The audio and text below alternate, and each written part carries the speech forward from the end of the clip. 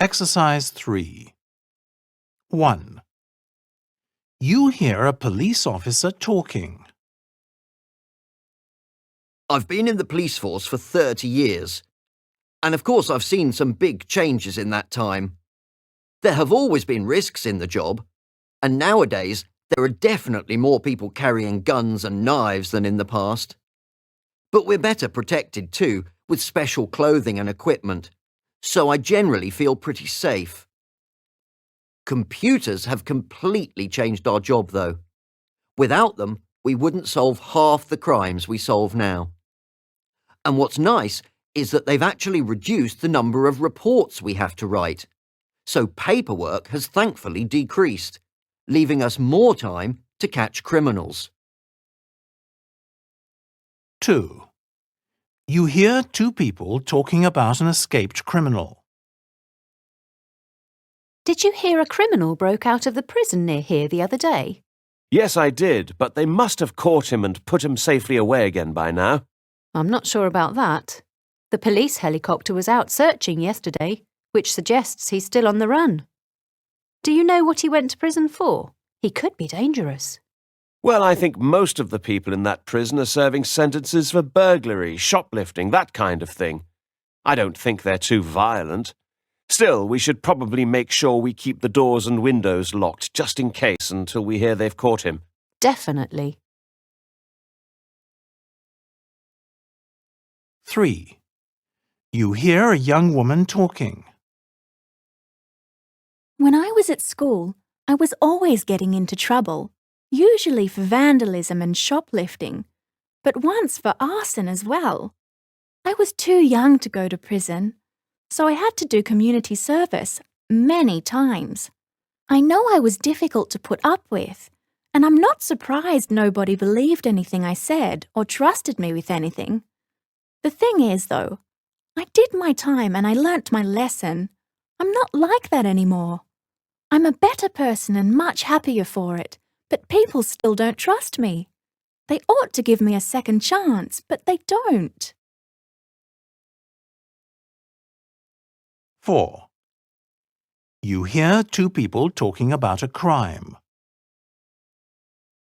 You know that driver who drove onto the pavement and killed a woman and her baby? Yes, I remember. He was only sentenced to 5 years in prison. Can you believe it? He should have got a life sentence or the death penalty, if you ask me. That's a bit harsh, isn't it? I mean, it was awful, of course, but he didn't mean to kill them. I agree that 5 years is hardly adequate for causing the death of 2 innocent people, though. I'm sure they'll reconsider the sentence. I expect it will be increased to 15 or even 20 years, perhaps. Well, I certainly hope so. 5. You hear an old man telling a policewoman about a burglar. So, Mr. Jones, could you tell me what the burglar looked like? He must have been at least 1.8 meters tall. Definitely around 185, I'd say. He spoke to me as well, you know. I can't remember exactly what he said, but he was quite polite, actually. He told me that if I kept still and quiet, he wouldn't have to tie me up.